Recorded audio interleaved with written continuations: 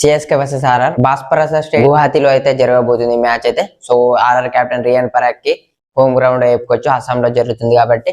And ఈ season లోనే most exciting matches లో ఇది కూడా ఒకటి అని చెప్పొచ్చు. ఎందుకంటే ఐపీఎల్ 2026 లోనే బిగ్గెస్ట్ ట్రేడ్ ఈ టూ టీమ్స్ మధ్యనే జరిగిందని చెప్పొచ్చు. Ravindra Jadeja and Sam Curran ని ఆర్ఆర్ కి ఇచ్చేసి సంజు శాంసన్ అయితే తెచ్చుకున్నారు.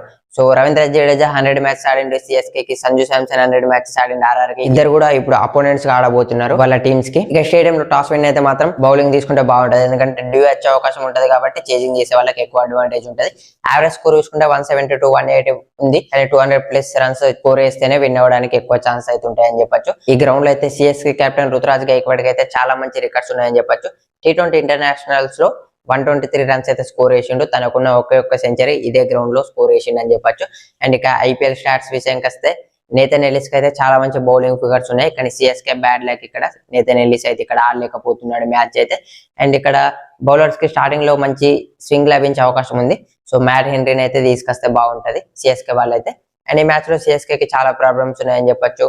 ఎంఎస్ ధోని ఈ మ్యాచ్ అయితే ఆడతలేడు, అండ్ డెవల్ బ్రేవిస్ కూడా ఈ మ్యాచ్ ఆడలేకపోతున్నాడు. సైడ్ స్ట్రెయిన్ వల్ల 2 మ్యాచెస్ మిస్ అవుతున్నాడు అని న్యూస్ అవుతుంది. సో అయితే ఒక బిగ్ బ్లో అని చెప్పొచ్చు స్టార్టింగ్ ఆఫ్ ది సీజన్ లో సిఎస్కే కి.